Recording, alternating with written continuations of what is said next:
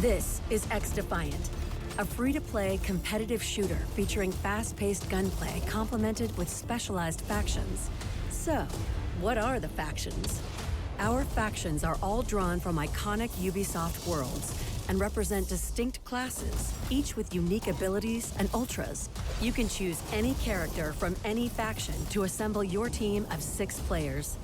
And during the game, you can change your faction or loadout to adapt your strategy. For your loadout, choose from a large arsenal of weapons and attachments to customize and fit your playstyle. At its core, XDefiant features realistic gunplay and the fun, familiar mechanics of an arena shooter. I've been looking forward to XDefiant for quite a long time now, since it initially began appearing on my radar a year or two ago. I can't remember the last time we saw a serious new AAA contender in the casual run-and-gun shooter genre, which for the past 20 or so years has pretty much been exclusively dominated by Call of Duty. Call of Duty, don't get me wrong, is a decent enough series, but I think most people can probably agree that the series hasn't really been at its peak since Black Ops 1 and 2 about 15 years ago. Having a bit of fresh blood in that genre is something of a novelty, and I'm all here for it. Now, I should probably kick things off by clarifying on behalf of the inevitable enraged Call of Duty fan with the attention span of a ADHD-ridden 4-year-old that I am not saying XDefiant is a knockoff of Call of Duty, but as with any comparison between two games of the same genre and similar playstyle, there are going to be certain fundamental similarities in their core design philosophy and intended playstyles that are impossible to overlook or ignore entirely.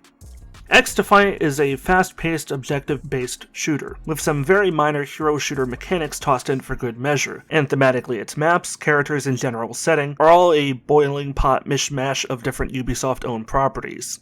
All one big shared happy universe full to bursting with violence and anarchy. Now, I'm not gonna lie, I am not what you call a high-skilled player when it comes to these kinds of games. I consider good performance on my part to be where my kills and assists outweigh my total number of deaths, which is a bit of a gamble. Forget aiming for a 5-to-1 kill-death ratio, I'm perfectly happy if it's merely 1-to-1. I'm not a sweaty edgelord, I'm just going into this from the perspective of the casual player looking to have fun with friends and rack up some decent points and generally not flagrantly embarrass myself on the internet along the way.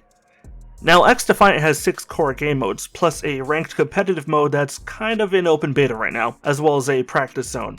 I'll start with the latter just for a quick second and then we'll focus on the main goodies. The practice zone currently contains 2 out of 3 planned specific areas for players to familiarize themselves with the core game mechanics. There's a assault course, which is basically just a bare-bones obstacle course that gets you into the run-and-gun mentality you'll need to survive online. And then you also have a firing range, which does exactly what you'd think it would do. You can try to beat your fastest completion time, but that's about it as far as replayability goes. I get that practice modes like this, by their very nature, can't really simulate, let alone recreate, online play conditions, which is why I'm generally far more in favor of player versus AI practice matches as a viable alternative. Sadly, that is not a thing here. Shooting at perfectly stationary dummies is the best you've got to work with for now. They could always address this in the future, but right now the onboarding process for newcomers, it isn't great. No, it's not.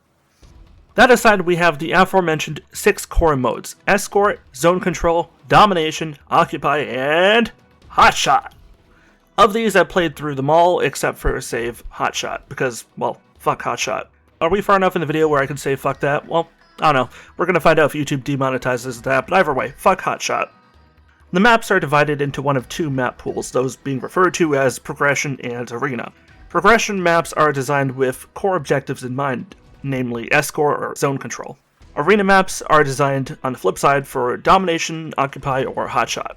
Of the 2, I prefer playing the Progression maps because I personally enjoy feeling like I'm working towards a greater goal, rather than just spraying and praying for the fun of it.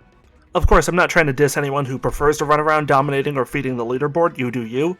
But I have my playstyle and, well, you have yours. Currently there are 4 progression maps and 10 arena maps, so you can definitely see in which direction the current balance of power is weighed in favor of. The developers have promised to add new maps and potentially even new modes with the launch of each new season. We are currently in Season 1, so I look forward to seeing what Season 2 comes out with when it inevitably does. Of the modes so far, Escort is definitely my favorite. It's a pretty straightforward attack defense style payload game mode where one team attempts to escort this weird robot dog thing from one side of the map to the other, while the other team tries to obviously stop you in your tracks. Of the dozen or so hours I put into the game already, a decent chunk of it has been on Escort alone, and I regret nothing because this mode is really freaking fun. You're basically just taking a robot dog for a walk and committing casual murder on the side. So if that sounds appealing to you, then yeah, there you go. Play Escort. Zone Control, Domination, and Occupy are basically all variations of the same standard PvP control point formula. If you've ever played a control point map before in pretty much any other game, you have a pretty good idea of what's going on here. Zone Control has your typical attack-defend formula, same as Escort basically, where one team rushes out to secure as many consecutive control points as possible before time runs out, and the other team defends. Each map follows a 5 CP layout where the attacking team can attack 2 separate points at any given time, and if both of those are captured, a second pair of control points then becomes available. Then if you take those as well, the defending team is pushed farther back to a final singular control point right in front of their spawn. You take that, bang, you're done, you've maxed out the number of points you can take, and, well, that's all she wrote. Then the teams swap place for a second round. The attackers find themselves defending this time, and, well, you get the idea. Lots of opportunities for frantic action and clutch plays here. Going back to Escort for just a second, the only downside with it is that it'll always have a certain inevitability to it. With a payload, you're just trying to actively mitigate how far the enemy gets. Unless your team is so insanely god-tier good in terms of raw skill, you're never going to have those great moments where you stop enemies directly in their tracks. Here in Zone Control, you can have those play-the-game-esque moments. By the way, this is a bit of a side note, but of all 4 progression maps in-game right now, I highly recommend playing on Midway. It is absolutely the most fun to play, especially on Escort or Zone Control. Also, it is the only original progression map in the game right now. Everything else is exclusively from the Division 1 or the Division 2. And while I'm always down for some good old Tom Clancy themed fun, all of that has a somewhat seen that, done that vibe. And I don't know, there's just an honest, refreshing bit of fun to be had running around a enormous 80s retro-style amusement park in contrast with some of these other more serious, grounded progression maps. Domination is exactly what you'd think it would be. 3 control points simultaneously contested on a single map. Try to hold 2 or more consecutively in order to rack up points faster than the enemy team is racking up theirs. First team to get to 750 points total wins. From what I've found, teams tend to play a bit more tactically here than in other game modes, since running around like a headless chicken doesn't really work to your team's advantage at all here. If you want to have a chance at holding your own, you need to keep hold of one point while trading control over a middle point back and forth as you contest with the enemy team. I've never run into a match where we held 2 points uninterrupted from beginning to end, let alone hold all 3. Realistically, there's always going to be a bit of give and take here. That said, while it's best to group up into at least groups of 2 in order to keep control over certain control points, while another 2 players act as flankers to run around keeping the enemy distracted, that is simply one way to play. I've been on teams or played against teams where they just decided to bum rush everything and anything, all as one. There's no one right or wrong way to play, but those are the 2 common strategies I've generally seen online so far. Domination isn't exactly my cup of tea. It's fine. I guess mid would be the way to describe it nowadays. There's nothing special about it. It's a game mode we've all seen dozens or hundreds of times before. There's nothing really earth-shaking to be found in its implementation here. I'm certainly not going to go out of my way to keep on playing it, but I'm sure there are plenty of others that will, and if that's your thing, again, have at it. Occupy is basically domination, but better in almost every conceivable way. Instead of contesting multiple control points all at once to rack up points for your team's total score, here in Occupy it's one single control point, but it'll only be available for about 60 or so seconds before it'll disappear and then reappear like 15 or so seconds later in an entirely different randomly selected location. There are a few specific locations it could be, but which one exactly it'll swap to is what's up for grabs. Domination is a bit more laid back and tactical. Occupy encourages a far more aggressive, proactive gameplay approach. I honestly recommend it hands down. Zone Capture is still where my heart's at, but this is a fun backup if I'm looking for something a little less team-oriented and instead more in favor of individual go-go-go action. And then you have Hotshot, which is literally just kill confirmed from Call of Duty. I haven't played it, I don't intend to play it, and probably will be happy keeping on not playing it at any point in the future. I am sure it's fine, but to me it looks and sounds about as appealing as eating sand. I don't like sand. It's coarse and rough and irritating, and it gets everywhere. Just for the fun of it, just for lulz, I decided to pick out a few additional game modes I'd really love to see in the game, which I've not heard anything about Ubisoft potentially adding or not adding. But if they were to add any modes I would suggest, then these would be the ones I'd pick. Team Deathmatch, because, come on, Team Deathmatch is a go-to S-tier classic, and this game is basically already explicitly designed with team-based PvP primarily in mind, so no-brainer. One Flag CTF, because I think this variant would work much better here given the fast respawn and moderately quick time to kill than the standard 2-flag approach would be. And finally we have player versus AI practice mode, because while I'm sure someone's going to type an angry comment about how this is an online game and how dare I even mention a versus AI mode, the reality is that almost all online PvP games have at least a very basic player versus AI matchmaking mode or private match with AI support built in. If any of these 3 modes make it into the game at some point, I will be very, very happy. If they all get in, all the better. But even if none of them make it in, I don't think having more modes will fix the game's biggest issues right now. I've mentioned the imbalance in maps, how progression modes only have 4 maps, which is criminally low compared to the arena map pool size. They've got to be evened out a bit more at some point. But that's small potatoes compared to the bigger fish in this particular pond. Lag compensation is insanely wild here.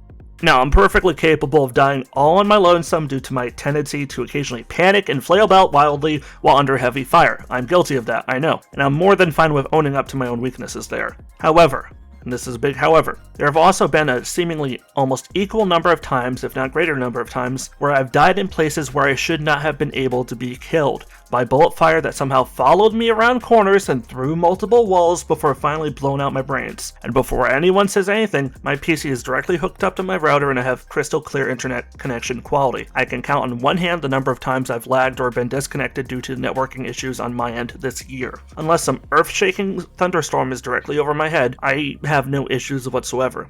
I've talked with a few of my friends who've likewise been playing XDefiant, and everyone has universally complained of a similar lag compensation and hit registration issue. It's quite possible that Ubisoft underestimated the overall public appeal, given that in its first week the game has drawn in over 3 million players, including a peak of over 300,000 concurrent players. I get it, a few growing pains are to be expected, but that does not mean stuff like this is in of itself excusable. Ubisoft has the resources to make sure this kind of thing does not impact the core gameplay experience, and the fact that it does so consistently, it so regularly disrupts things, is in reality inexcusable. This can be fixed with subsequent patches, but as of recording this video, it has not been.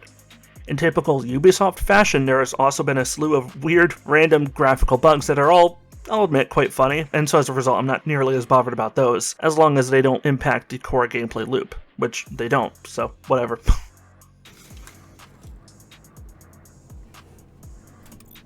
Oh, what the fuck is that? Oh my god, that was terrifying!